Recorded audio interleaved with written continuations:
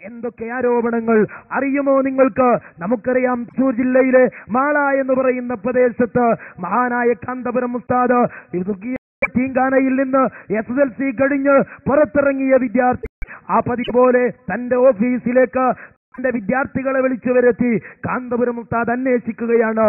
എന്താണ് നിങ്ങളുടെ താല്പര്യം? അന്വേഷിക്കുമ്പോൾ എല്ലാ കുട്ടികളും അവരോട് താല്പര്യം പറഞ്ഞുകൊണ്ടിരിക്കുമ്പോൾ കൂട്ടത്തിലുണ്ടായിരുന്ന പഠിക്കാൻ മിടുക്കനായ ഉന്നത മാർക്ക് വാങ്ങിയ ഒരു വിദ്യാർത്ഥി കാന്തപുരം ഉസ്താദിന്റെ മുമ്പിലിരുന്ന് കരയുകയാണ്. ആ സമയത്ത് കാന്തപുരം ഉസ്താദ് ചോദിക്കുന്നു, മോനെ എന്തിനാണ് കരയുന്നത്? ആ കുഞ്ഞു പറഞ്ഞു, ഉസ്താദ്, എന്റെ കൂടെയുള്ള കുട്ടികൾ SSLC പരീക്ഷയുടെ സമയത്ത് അവരെ കൽപ്പം വായിച്ച് കിടന്നുറങ്ങുമ്പോ എനിക്കുന്നതമായ മാർക്ക് വാങ്ങണമെന്നത് എന്റെ ജീവിതത്തിൽ അഭിലാഷമായിരുന്നു. ഉറക്കൊഴിവാക്കി ഒരു മൂലയിലേക്ക് കയറിയിരുന്ന് മെഴുകുതിരിയുടെ ഇട്ടാവട്ടത്തില് ഞാൻ പഠിച്ചുണ്ടാക്കി ഉന്നതമായ മാർക്ക് വാങ്ങി. ഞാൻ ഈ കവാടത്തിന്റെ ഇറങ്ങിപ്പോകുമ്പോ ഞാൻ ഓർക്കുന്നത്, ഇനി എന്റെ കുടുംബത്തിലേക്ക് എനിക്ക് ഇറങ്ങിച്ചെന്നാൽ ഇരുൾ മുറ്റിയ എന്റെ ഇടത്തോട്ട് നോക്കിയാൽ, വലത്തോട്ട് നോക്കിയാൽ, എന്റെ മുമ്പിലേക്ക് നോക്കിയാൽ ഇരുളഞ്ഞ അധ്യായങ്ങളാണ് സ്വീകരിക്കാനുള്ളത്. എന്റെ സ്വപ്നങ്ങൾ സാക്ഷാത്കരിക്കാൻ എന്റെ വിദ്യാഭ്യാസ സ്വപ്നങ്ങൾക്ക് എനിക്ക് ചാലക ശക്തിയായി നിലകൊള്ളാൻ ആരുണ്ട് എനിക്കെന്നത് എന്നെ വേട്ടയാടുകയാണ്. ആ കുഞ്ഞു പറയുന്നു, ഉസ്താദ് തന്റെ സ്നേഹസമ്പൂർണമായ കൈത്തലങ്ങളെ കൊണ്ട് ആ കുഞ്ഞിന്റെ ശരീരത്തിൽ തലയോടി പറയുന്നു, മോനെ നിന്റെ താല്പര്യം എന്താണെന്ന് പറയണം. ആ കുഞ്ഞു പറഞ്ഞു, ഉസ്താദ്, എനിക്ക് മെഡിസിന് പഠിക്കണം, അതാണ് എന്റെ താല്പര്യമെന്ന് പറഞ്ഞ് ആ കുഞ്ഞിന്റെ കണ്ണുകളിൽ നിന്ന് കണ്ണുനീരൊലിച്ചിറങ്ങുമ്പോൾ, ആ കുഞ്ഞിന്റെ കണ്ടമിടറിക്കൊണ്ടിരിക്കുമ്പോൾ കാന്തപുരം ഉസ്താദ് പറഞ്ഞു, മോനെ നിന്റെ പിതാവ് നഷ്ടപ്പെട്ടതിന്റെ പേരില് നിന്റെ കഴിവും നിന്റെ ശേഷിയും ഈ സമുദായത്തിന് നഷ്ടപ്പെടാൻ പാടില്ല. നിനക്കെന്തു പഠിക്കണമെങ്കിലും അതിന്റെ ഉത്തരവാദിത്വം ഈ കൈത്തലങ്ങളിൽ ഭദ്രമാണെന്ന് പറഞ്ഞ കാന്തപുരം ഉസ്താദ്, അറിയുമോ നിങ്ങൾക്ക്, റഷ്യയിലേക്ക് MBBSന്റെ പഠനത്തിന് വേണ്ടി ആ കുട്ടിയുടെ എല്ലാ ചെലവുകളും ഏറ്റെടുത്തുകൊണ്ട് ആ കുഞ്ഞിനെ പറഞ്ഞു വിടുകയാണ്. പക്ഷേ അന്നും ആ പണ്ഡിതൻ മനസ്സിൽ താലോലിച്ച ഒരു സ്വപ്നമുണ്ടായിരുന്നു. പഠിച്ചവന് തീങ്കാനയിൽ നിന്ന് പടിയിറങ്ങിപ്പോകുന്ന വിദ്യാതൽപരരായ 10 കുട്ടികൾക്ക് സ്വതന്ത്രമായി കാശ് കൊടുക്കാതെ 10 MBBSന്റെ സീറ്റ് ഏതെങ്കിലും ഒരു മെഡിക്കൽ കോളേജില് സ്വസ്ഥമായി വാങ്ങാനും ചോദിക്കാനും കഴിയുന്ന ഒരു സാഹചര്യം എന്നാണ് ഉണ്ടാവുക എന്ന ആ ഒരു അഭിലാഷമാണ് കാന്തപുരം ഉസ്താദിനെ തൃശൂർ ജില്ലയിലെ മാളയില് ഇമാം റാസി ട്രസ്റ്റിന്റെ കീഴില് ഒരു മെഡിക്കൽ കോളേജ് ഉണ്ടാക്കാൻ അദ്ദേഹത്തെ പ്രേരിപ്പിച്ചതെങ്കിൽ ഒരിക്കലും കാന്തപുരം ഉസ്താദ് അതിന് തുടക്കം കുറിച്ചത് തന്റെ മക്കളെ ഡോക്ടർമാരാക്കാനല്ല. അറിയുമോ നിങ്ങൾക്ക്, മഹാനായ കാന്തപുരം ഉസ്താദിന് ഏക മകനെയാണ് അല്ലാഹു നൽകിയത്. ആ മകനെ ചെറുപ്പത്തിലെ പരിശുദ്ധ ഖുർആൻ മനഃപ്പാഠമാക്കാൻ പറഞ്ഞുവിട്ട് ആ കുട്ടിയെ ഇസ്ലാമിന്റെ കർമ്മശാസ്ത്ര രംഗത്ത് അവഗാഹമുള്ള പണ്ഡിതനാക്കി വളർത്തി ഈജിപ്തിലെ ജാമിഅ അൽ അസ്ഹർ യൂണിവേഴ്സിറ്റിയിൽ നിന്ന് ബിരുദം നേടി ഇന്ന് ഇന്ത്യയുടെ വിവിധ സ്റ്റേറ്റുകളിൽ, ഇന്ത്യക്കകത്തും പുറത്തും വിവിധങ്ങളായ ഭാഷകളിൽ ഇസ്ലാമിക ദൈവത്തിന്റെ ദൗത്യമേറ്റെടുത്തുകൊണ്ട് അദ്ദേഹം പ്രവർത്തിച്ചു കൊണ്ടിരിക്കുകയാണ്. തന്റെ മക്കളെ ഡോക്ടറാക്കാൻ കോൾമാളയിൽ അദ്ദേഹം ഒരു മെഡിക്കൽ കോളേജ് തുടങ്ങിയിട്ടില്ല. തന്റെ മക്കളെ പെൺമക്കളാകുന്ന ഓരോ പെൺമക്കളെയും ഇൽമിനെ സ്നേഹിക്കുന്ന ആ പണ്ഡിത പ്രഭു വിവാഹം ചെയ്തു കൊടുത്തത് അദ്ദേഹത്തിന് വേണമെങ്കിൽ ഡോക്ടർമാരെ ലഭിക്കുമായിരുന്നു, എഞ്ചിനീയർമാരെ ലഭിക്കുമായിരുന്നു. തന്റെ ഓരോ മക്കളെയും അദ്ദേഹം വിവാഹം ചെയ്തു പറഞ്ഞയച്ചത്, കെട്ടിച്ചയച്ചത് മുഴുവൻ പണ്ഡിതന്മാർക്കായിരുന്നു. മെഡിക്കൽ തൃശൂർ ജില്ലയിലെ മാളയിൽ എന്തിന് അദ്ദേഹം ഒരു മെഡിക്കൽ കോളേജ് ഉണ്ടാക്കി എന്ന് ചോദിച്ചാൽ, തുർക്കിയായ തീങ്കാനയിൽ നിന്ന് പഠനം കഴിഞ്ഞ് പുറത്തിറങ്ങുന്ന MBBSന് പഠിക്കാൻ താല്പര്യമുള്ള 10 കുട്ടികൾക്ക് സ്വസ്ഥമായി പഠിക്കാൻ പണം ചെലവിടാതെ 10 സീറ്റ് കിട്ടാൻ ഉതകുന്ന ഒരു സ്ഥാപനം വേണമെന്നായിരുന്നു. പക്ഷേ ആ സ്ഥാപനവുമായി അദ്ദേഹം മുന്നോട്ട് പോയപ്പോൾ ആ സ്ഥാപനത്തിന് അള്ളുവെച്ചുകൊണ്ട് ആ മർക്കസിന്റെ രേഖകളെ കള്ളത്തരത്തിലൂടെ കൈക്കലാക്കി വ്യാജ ഒപ്പുകൾ ഉണ്ടാക്കി, അതുപോലെ ലെറ്റർ പേഡുകൾ ഉണ്ടാക്കി ആ സ്ഥാപനത്തെ ഭീമമായ കടത്തിൽ കൊണ്ടുപോകാനാണ് ചില ആളുകൾ ശ്രമിച്ചത്. തീർത്തും സമുദായ സേവനത്തിന്റെ മഹനീയമായ സ്വപ്നം കണ്ടുകൊണ്ട് അദ്ദേഹം ആരംഭിച്ച ആ പ്രവർത്തനം, പക്ഷേ അതൊരിക്കലും അദ്ദേഹം പലിശ സ്വീകരിച്ചുകൊണ്ടായിരുന്നില്ല. ഞങ്ങൾ ഓർമ്മപ്പെടുത്തുന്നു, മഹാനായ കാന്തപുരം ഉസ്താദ് ആവർത്തിച്ചു പ്രഖ്യാപിച്ചതുപോലെ മഹാനായ AP ഉസ്താദ് കേരളത്തിന്റെ ഏതെങ്കിലും ഒരു ബാങ്കിൽ ചെന്നുകൊണ്ട് കാരന്തൂർ മർക്കസിനോ അനുബന്ധ സ്ഥാപനങ്ങൾക്കോ അദ്ദേഹം സമ്മേളനം നേതൃത്വം കൊടുക്കുന്ന ഏതെങ്കിലും ഒരു ട്രസ്റ്റിന് വേണ്ടിയോ 10 കാശ് പലിശക്ക് വാങ്ങിയത് കാന്തപുരം ഉസ്താദ് അതിനു വേണ്ടി കടന്നു ചെന്നത് ആധികാരികമായി ആർക്കും ഇവിടെ തെളിയിക്കാൻ കഴിയില്ല. പക്ഷേ ഞങ്ങൾ ഓർമ്മപ്പെടുത്തുന്നു, ഇനിയും നിങ്ങൾ പഴകിപ്പൊളിച്ച ആരോപണങ്ങൾ ഈ പ്രാസ്ഥാനിക കൂട്ടായ്മയ്ക്കെതിരെ ഉതിർത്തുവിടുന്നുവെങ്കിൽ കൂടുതൽ നിങ്ങൾ പരിഹാസ്യരാവുകയാണ്. സ്വാധീനം നഷ്ടപ്പെട്ട് ജനപിന്തുണ നഷ്ടപ്പെട്ടുകൊണ്ട് ചരിത്രത്തിന്റെ ചവറ്റുകൊട്ടയിലേക്ക് തള്ളിയിടപ്പെട്ട ഒരു വിഭാഗം ജീവികളായി സമൂഹമായി ഒരുപക്ഷെ അടുത്ത കാലങ്ങളിൽ കേരളം നിങ്ങളെ എഴുതി വച്ചിരിക്കാം. ഞങ്ങൾ ഓർമ്മപ്പെടുത്തുന്നത്, കാരന്തൂർ മർക്കസിന്റെ സമ്മേളനങ്ങൾ ഓരോന്നും കടന്നു വരുമ്പോൾ ആ കാലങ്ങളിലൊക്കെ ആ സന്ദർഭങ്ങളിലൊക്കെ മർക്കസിന്റെ പ്രവർത്തനങ്ങളെയും സമ്മേളനങ്ങളെയും പരാജയപ്പെടുത്താനും അള്ളുവെക്കാനും ഒരുപാട് പ്രചാരണ വേല ആരോപണങ്ങൾ കൊണ്ടുവരാറുണ്ടായിരുന്നു. അതിലേക്ക് ഞാൻ കടക്കുകയല്ല. പക്ഷേ ഇപ്പോൾ മർക്കസിന്റെ സമ്മേളനം നടക്കുന്നത് ആ മർക്കസിനെതിരെ, കാന്തപുരം ഉസ്താദിനെതിരെ ഒരാരോപണത്തിന്റെ അജണ്ട പോലും പ്രതിയോഗികൾക്ക് നിശ്ചയിക്കാൻ കഴിയാതെ, ആരോപണം പോലും ഉന്നയിക്കാൻ കഴിയാതെ സമൂഹത്തിന്റെ മുമ്പിൽ, പ്രബുദ്ധ കൈരളിക്ക് മുമ്പിൽ പല്ലിളിച്ചു പരിഹാസ്യരാകുന്ന ഗതികേടിലേക്ക് നിങ്ങളെ എത്തിച്ചത് സമുദായ താൽപര്യത്തിന്റെ അഭാവമാണെന്ന് ഞാൻ കൂട്ടിച്ചേർക്കുകയാണ്. പ്രിയമുള്ള സഹോദരങ്ങളെ, ഞാൻ അവസാനിപ്പിക്കുകയാണ്. കാരന്തൂർ മർക്കസിന്റെ മഹനീയമായ സമ്മേളനം ഈ വരുന്ന ജനുവരി 16, 17, 18 തീയതികളിൽ കാരന്തൂരിലെ മർക്കസിൽ നടക്കുമ്പോൾ നമുക്ക് വേണ്ടത് ആ മർക്കസിന്റെ സമ്മേളനത്തിൽ ജനങ്ങൾ സംഗമിക്കുക എന്നത് നമ്മുടെ മുമ്പിൽ വലിയ ഒരു അജണ്ടയായി ഏറ്റെടുക്കേണ്ടതില്ല. സിറാജ് ദിനപത്രത്തിന്റെ ഫസ്റ്റ് പേജിൽ നടത്തുന്ന 2 അഭ്യർത്ഥന കൊണ്ട് കേരളത്തിന്റെ ഏത് കവലയിലും ലക്ഷക്കണക്കിന് വിശ്വാസികളെ തടിച്ചുകൂട്ടാൻ കഴിയുന്ന ആധികാരിക നേതൃത്വമാണ് താജുലുലമയുടെയും ഖമറുലുലമയുടെയും നേതൃത്വമെന്ന് കാലങ്ങളായുള്ള പ്രവർത്തനങ്ങളിലൂടെ കേരളത്തിന്റെ മുന്നിൽ കാന്തപുരം ഉസ്താദ് തെളിയിച്ചിട്ടുണ്ട്. പക്ഷേ നമുക്ക് വേണ്ടത് മർക്കസിന്റെ സന്ദേശം. അതൊരു പ്രസ്ഥാനം മാത്രമല്ല, ഒരു സ്ഥാപനം മാത്രമല്ല, അതൊരു സമൂഹത്തിന്റെ സാമൂഹിക സമുദ്ധാരണങ്ങളുടെ കേന്ദ്രബിന്ദുവായി പരിലസിക്കുന്ന ഒരു പ്രൗഢോജല പ്രതീകമാണ്. ആ പ്രതീകത്തിന്റെ പ്രകാശകിരണങ്ങള് രാജ്യത്തിന്റെ കവലകളിൽ പ്രസരിപ്പിച്ചുകൊണ്ട് ഇവിടെയുള്ള മുഴുവൻ മനുഷ്യരുടെയും പിന്തുണകളെയും സ്നേഹസമൃദ്ധമായ അവരുടെ സാന്നിധ്യത്തെയും നമ്മുടെ ഈ പ്രവർത്തനങ്ങളുടെ കൂടെ ഉണ്ടാവേണ്ടതുണ്ട്. മഹാനായ വെളിയങ്കോട് ഉമർ ഖാദിയുടെ, ആലി മുസ്ലിയാരുടെ, മമ്പുറം തങ്ങളുടെ മഹനീയ മാതൃക തന്റെ പുസ്തക കിതാബില് തന്റെ വിശുദ്ധമായ പേനത്തുമ്പുകളെ കൊണ്ട് തന്റെ വിശുദ്ധമായ ഗ്രന്ഥങ്ങളിൽ ഒരു ഭാഗത്ത് തൂഫത്തുൽ മുജാഹിദീൻ പോലെയുള്ള പുസ്തകങ്ങളിൽ ഇന്ത്യ രാജ്യത്തിന്റെ മണ്ണും മനസ്സും മുറ്റിയെടുത്ത സാമ്രാജ്യത്വ കിങ്കരന്മാർക്കെതിരെ പടവാളായി രാജ്യത്തിന്റെ തെരുവുകളിൽ ആളിക്കത്തിയ സമര പോരാട്ടങ്ങളെ ഉദ്ദീപിപ്പിക്കാനും ഉജ്ജ്വലമാക്കാനും തന്റെ പേനത്തുമ്പുകളെ കൊണ്ട് പുസ്തകമെഴുതി സാമൂഹ്യ മുന്നേറ്റത്തിന്റെ കാഹളം മുഴക്കിയ ശൈഖ് സൈനുദ്ദീൻ മഖ്ദൂം റഹ്മത്തുള്ളാഹി അലൈഹി മറുഭാഗത്ത് അതേ പേനത്തുമ്പുകളെ കൊണ്ട്, അതേ കിതാബുകളിലൂടെ സമുദായത്തിന്റെ അത്യാത്മീക ഉന്നതിക്ക് വേണ്ടിയുള്ള 100 കൂട്ടം ചർച്ചകളുടെയും കർമ്മശാസ്ത്ര മികവുകളിലൂടെയുള്ള ചർച്ചകളുടെയും പഠനങ്ങളുടെയും മഹനീയ മാതൃക കാണിച്ച അതുല്യനായ കേരളത്തിലെ പണ്ഡിത പ്രഭുവായ ശൈഖ് സൈനുദ്ദീൻ മഖ്ദൂമുമാരുടെ മഹനീയമായ പാത പിന്തുടരുന്ന അവരുടെ പാരമ്പര്യം അവകാശപ്പെടാൻ കഴിയുന്ന കേരളത്തിലെ ആധികാരിക പണ്ഡിത നേതൃത്വമായ താജുലുലമ ഉത്താളത്ത് തങ്ങളുടെയും ഖമറുലുലമ കാന്തപുരം ഉസ്താദിന്റെയും ആശീർവാദം ഏറ്റുവാങ്ങി പരിലസിച്ചുകൊണ്ടിരിക്കുന്ന കാരന്തൂർ മർക്കസ് വിഭാവനം ചെയ്യുന്ന സഹോദര്യത്തിന്റെ, സ്നേഹത്തിന്റെ, സഹവർത്തിത്വത്തിന്റെ മഹിത സന്ദേശത്തെ കേരളത്തിന്റെ തെരുവുകളിൽ, എറണാകുളം ജില്ലയിലെ പ്രദേശങ്ങളിൽ പ്രജ്വലിപ്പിക്കാനും പ്രസരിപ്പിക്കുവാനും ഇതോടുകൂടെ നമ്മൾ സമാരംഭം കുറിക്കണമെന്ന് സാന്ദർഭികമായി സൂചിപ്പിച്ചുകൊണ്ട് റഹ്മാനായ റബ്ബ് ഹൈറായ വഴികളിലൂടെ സഞ്ചരിച്ച് നന്മ പുലർന്ന് നമ്മുടെ നിന്ന് മുമ്പോട്ട് പോകാൻ അള്ളാഹു നമ്മെ അനുഗ്രഹിക്കുമാറാവട്ടെ. ആമീൻ എന്ന് പ്രാർത്ഥിച്ചുകൊണ്ട് വആഖിറു ദഅ്വാനാ അനിൽ ഹംദുലില്ലാഹി റബ്ബിൽ ആലമീൻ. അസ്സലാമു അലൈക്കും വറഹ്മത്തുള്ളാഹി വബറകാതുഹു. കേരളത്തിന്റെ മതസാംസ്കാരിക രംഗത്ത്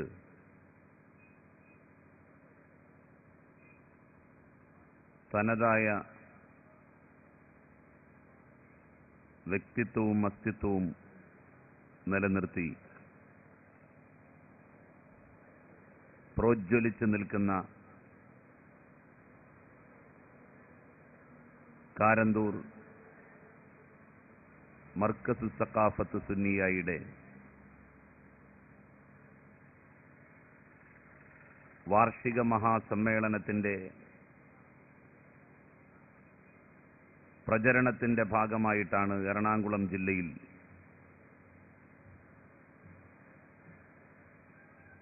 ഈ ഉദ്ഘാടന പ്രചരണ പരിപാടി നടക്കുന്നത്. ഈ ചടങ്ങിന്റെ അധ്യക്ഷത വഹിക്കുന്ന ബഹുമാന്യനായ അബ്ദുൽ ഖാദർ മദനി സാഹിബ് അവറുകളെ, വേദിയിൽ സന്നിഹിതരായിരിക്കുന്ന പണ്ഡിത ശ്രേഷ്ഠരായ മഹത് വ്യക്തികളെ, പ്രിയപ്പെട്ട സഹോദരന്മാരെ, സുഹൃത്തുക്കളെ, ജഗന്നിയന്താവായ നാഥന്റെ അപാരമായ അനുഗ്രഹം നമ്മുടെ മേൽ സദാ വർഷിക്കുമാറാകട്ടെ എന്ന് ഞാൻ ആദ്യമായി പ്രാർത്ഥിക്കുകയാണ്.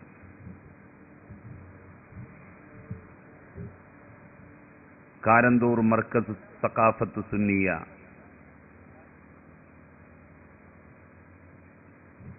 അതിന്റെ വിശിഷ്ടമായ പ്രവർത്തന ചരിത്രത്തിലെ ഒരു സുപ്രധാന നാഴികക്കല്ലുകൂടി പിന്നിടുകയാണ്. ഇന്ത്യ മഹാരാജ്യത്ത് സംഘടിതവും ശാസ്ത്രീയവുമായി ഇസ്ലാമിക സംഘടനകൾ പ്രവർത്തിക്കുന്ന ഒരു സംസ്ഥാനമാണ് കേരളം. ആ കേരളത്തിന്റെ ഭൂമികയിൽ മർക്കസ് സഖാഫത്ത് സുന്നിയ അത്യുന്നതമായ ഒരു പദവിയിലാണ് വിരാജിക്കുന്നത്.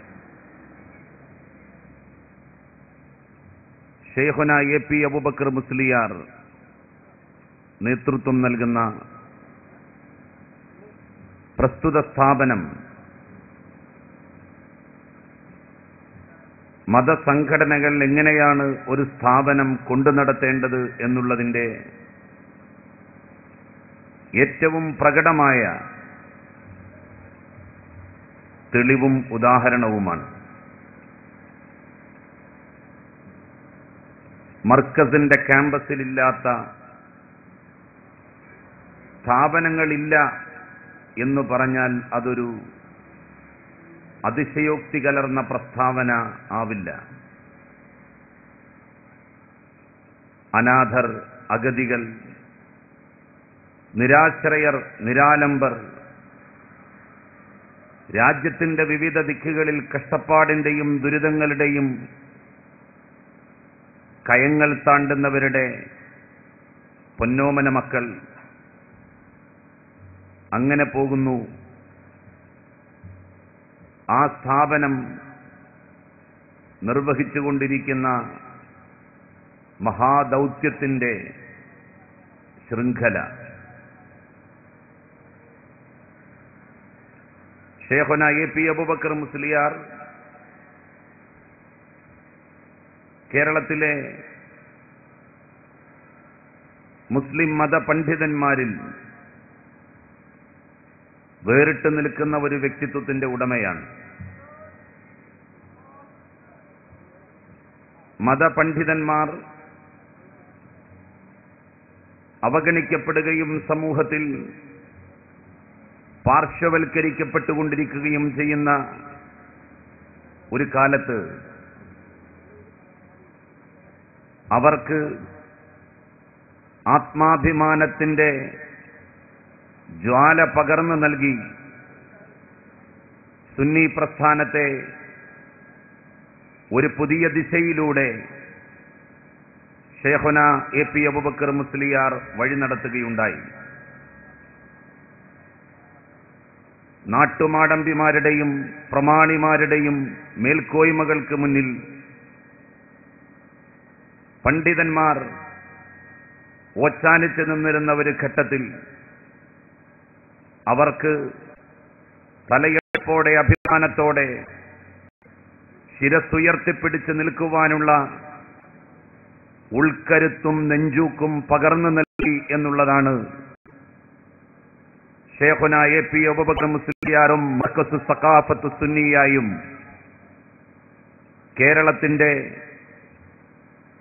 മത സാമൂഹ്യ സാംസ്കാരിക രംഗത്ത് ചെയ്ത ഏറ്റവും മഹത്തരമായിട്ടുള്ള കാര്യം. പണ്ഡിതന്മാർ സമൂഹത്തിൽ ആദരിക്കപ്പെടേണ്ടവരും ബഹുമാനിക്കപ്പെടേണ്ടവരുമാണ്. ആദരവും ബഹുമാനവും പത്രമാധ്യമങ്ങളുടെ നിറം പിടിപ്പിക്കുന്ന വാർത്താശകലങ്ങളുടെ പിൻബലത്തിലല്ല ലഭിക്കേണ്ടത്. സത്യസന്ധവും ആത്മാർത്ഥവുമായിട്ടുള്ള പ്രവർത്തനത്തെ സാക്ഷ്യപത്രമാക്കി അവർ അതാർജിക്കേണ്ടതും നേടിയെടുക്കേണ്ടതുമാണ് എന്ന ഒരു പുതിയ അവബോധം മർക്കസും മർക്കസിന്റെ അമരക്കാരനായിട്ടുള്ള ഷേഖുന എ.പി. അബൂബക്കർ മുസ്ലിയാരും കേരളത്തെ പഠിപ്പിക്കുകയുണ്ടായി. നമുക്കറിയാം, നമ്മുടെ രാജ്യത്ത് വിവിധ മതസംഘടനകൾ പ്രവർത്തിക്കുന്നു. ആ മതസംഘടനകൾ ചെയ്യുന്ന സേവനങ്ങൾ തീർച്ചയായും ശ്ലാഘനീയമാണ്. എന്നാൽ അതോടൊപ്പം ചേർത്തു പറയേണ്ട മറ്റൊരു കാര്യം, മർക്കസും അനുബന്ധ സ്ഥാപനങ്ങളും ചെയ്തുകൊണ്ടിരിക്കുന്ന സേവനങ്ങളുടെ വൈപുല്യം ഒരാൾക്കും നിഷേധിക്കുവാൻ കഴിയുന്നതല്ല. പണ്ഡിത സമൂഹത്തിന് നൂതനമായ ശൈലികൾ അവലംബിച്ചുകൊണ്ട് ഇസ്ലാമിക പ്രബോധന ദൗത്യവും ഒരു മൾട്ടി റിലിജിയസ് സൊസൈറ്റിയിൽ, ഒരു ബഹുമത സാമൂഹ്യ ഘടനയിൽ മുസ്ലിം സമൂഹം അനുവർത്തിക്കേണ്ട സമാധാനപൂർണമായ ശാന്തിയിലധിഷ്ഠിതമായ നയപരിപാടികളും നിലപാടുകളും മർക്കസും മർക്കസിന്റെ സന്തതികളും ഈ രാജ്യത്തിന് ബോധ്യപ്പെടുത്തി കൊടുത്തിട്ടുണ്ട്. അങ്ങനെ ഒരുപാട് പ്രകീർത്തനങ്ങൾക്ക് കാരണമാകുന്ന പ്രവർത്തനങ്ങൾ കഴിഞ്ഞ കാലങ്ങളിൽ നടത്തി എന്നുള്ളതാണ് മർക്കസിനെയും മർക്കസിന്റെ അമരക്കാരനെയും കേരളത്തിൽ വേറിട്ട് നിർത്തുന്നത്. നമുക്കെല്ലാവർക്കും അറിയാം, ഇസ്ലാം സമാധാനത്തിന്റെ മതമാണ്. ആ വാക്കിന്റെ തന്നെ അർത്ഥം സമാധാനം എന്നത്രേ. കീഴടങ്ങുക, അനുസരിക്കുക എന്നുള്ള അർത്ഥവും ഇസ്ലാമിനുണ്ട്. മുസ്ലിം എന്ന പദത്തിന്റെ അർത്ഥം കീഴടങ്ങിയവൻ, അനുസരിച്ചവൻ, സമാധാനത്തിന്റെ ധ്വജവാഹകൻ എന്നെല്ലാം അർത്ഥങ്ങളത്രേ. അങ്ങനെ അർത്ഥമുള്ള ഒരു മതം ഇസ്ലാമല്ലാതെ വേറെ ലോകത്തുണ്ട് എന്ന് എനിക്കറിയില്ല. പക്ഷേ സമീപകാലത്ത് കേരളത്തിലും ഇന്ത്യയിലും ലോകത്തും ഏറെ തെറ്റിദ്ധരിപ്പിക്കപ്പെടുകയും വല്ലാത്ത ഒരവസ്ഥയിൽ അവതരിപ്പിക്കപ്പെടുകയും ചെയ്യുന്ന ഒരു മതവും മതാനുയായികളുമായി ഇസ്ലാമും മുസ്ലിങ്ങളും മാറിക്കൊണ്ടിരിക്കുന്നു. എന്തുകൊണ്ടാണ് ഇത്തരത്തിലുള്ള ദുഷ്പ്രചരണങ്ങളുടെ മഹാപ്രവാഹം നടക്കുന്നത് എന്നന്വേഷിക്കുമ്പോൾ നമുക്ക് ചില യാഥാർത്ഥ്യങ്ങളെ അംഗീകരിക്കേണ്ടതായി വരും. മനുഷ്യജീവന് ഇസ്ലാമിനോളം പ്രാമുഖ്യം നൽകിയ ഒരു മതം വേറെയുണ്ടോ എന്നുള്ളത് സംശയമാണ്. ബദറും ഉഹദും ഖന്തക്കും അങ്ങനെ ഒട്ടനവധി യുദ്ധങ്ങൾ. ഈ യുദ്ധങ്ങളുടെ പേരുകൾ കേട്ടാൽ ഒരു വേള ആരും ആശങ്കിച്ചു പോകും.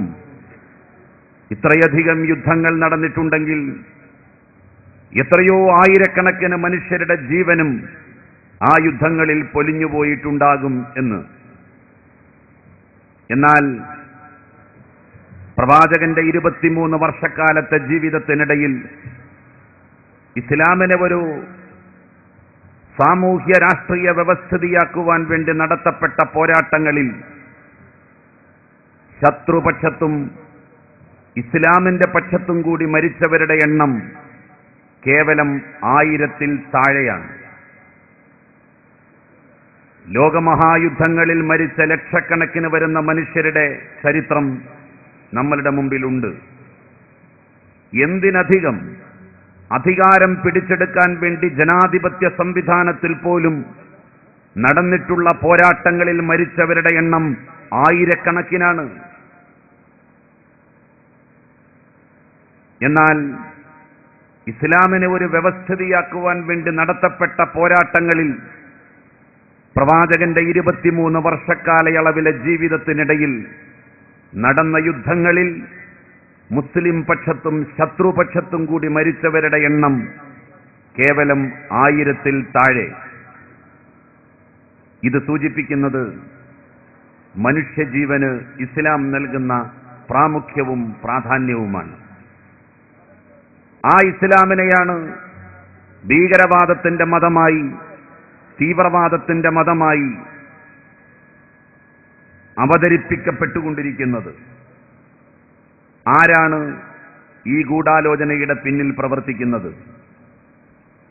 ഇസ്ലാം ഭീകരവാദത്തിന്റെ മതമായിരുന്നുവെങ്കിൽ ഇസ്ലാം മുസ്ലിങ്ങളെ തീവ്രവാദികളാകാൻ പ്രേരിപ്പിക്കുമായിരുന്നു എങ്കിൽ അത് പ്രവാചകൻ മുഹമ്മദ് മുസ്തഫ സല്ലല്ലാഹു അലൈഹി വസല്ലമിന്റെ കാലം തൊട്ടേ സംഭവിക്കണമായിരുന്നു. എന്നാൽ ഇസ്ലാം ഭീകരതയുടെ മതമായും മുസ്ലിങ്ങൾ തീവ്രവാദത്തിന്റെ കുഴലൂത്തുകാരും സംരക്ഷകരുമായും ലോകത്ത് പ്രചരിപ്പിക്കപ്പെടുന്നത് 1990-കൾക്ക് ശേഷമാണ്. 90-കളുടെ പ്രത്യേകത എന്തായിരുന്നു? 1948-ൽ രണ്ടാം ലോക മഹായുദ്ധത്തിന് ശേഷം ലോകം 2 ചേരികളിലായി പകുക്കപ്പെടുകയുണ്ടായി.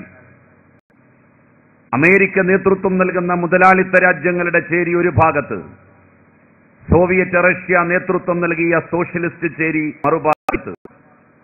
അമേരിക്കൻ അപ്രമാദിത്വത്തെ ചോദ്യം ചെയ്തുകൊണ്ട് സോഷ്യലിസ്റ്റ് ചേരിയുടെ സജീവമായ സാന്നിധ്യം ലോകത്ത് ഒരളവോളം സമാധാനവും ശാന്തിയും ഉണ്ടാക്കി. 90-കളോടെ സ്ഥിതിഗതികൾ മാറി. റഷ്യയുടെ അവസാനത്തെ പ്രസിഡന്റായിരുന്ന ഗോർബച്ചേവിനെ വിലക്കെടുത്തുകൊണ്ട് സോവിയറ്റ് യൂണിയൻ എന്ന് പറയുന്ന രാജ്യത്തെ അമേരിക്ക ഇല്ലാതാക്കി. കിഴക്കൻ യൂറോപ്യൻ രാജ്യങ്ങളിൽ സോഷ്യലിസ്റ്റ് ഭരണകൂടങ്ങൾ തിരോഭവിക്കുകയും ചെയ്തു. അന്നുവരെ അമേരിക്കയുടെയും മുതലാളിത്ത ശക്തികളുടെയും ശത്രു സോഷ്യലിസവും സോഷ്യലിസ്റ്റ് രാഷ്ട്രങ്ങളും ആയിരുന്നു.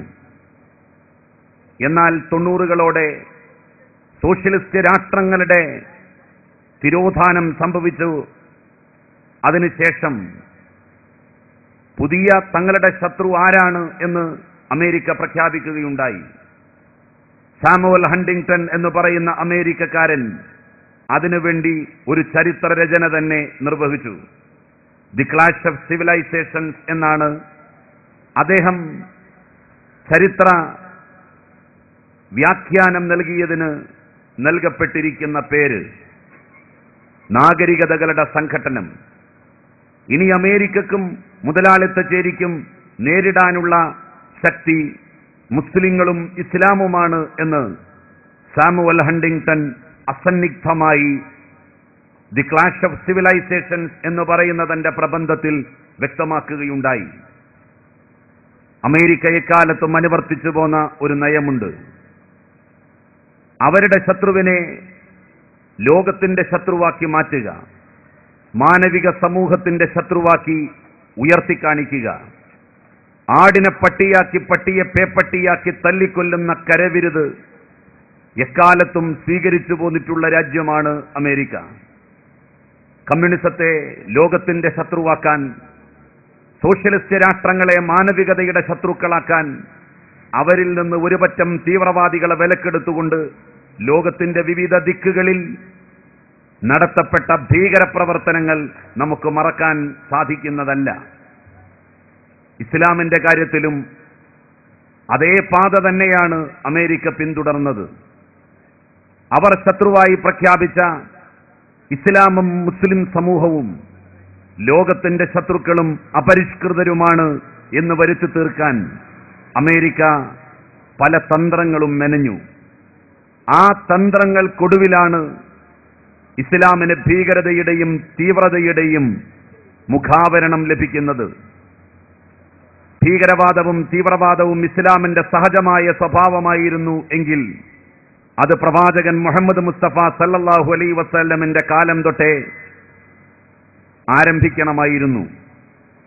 എന്തിന് മുസ്ലിം തീവ്രവാദികളും ഭീകരവാദികളും അവരിലെ ഭീകരവാദം പുറത്തെടുക്കാൻ സോവിയറ്റ് യൂണിയൻ ഇല്ലാതാകുന്നത് വരെ കാത്തിരുന്നു എന്ന ചോദ്യത്തിന് ഇന്നും വ്യക്തമായ ഉത്തരം ലോകത്താരും നൽകിയിട്ടില്ല.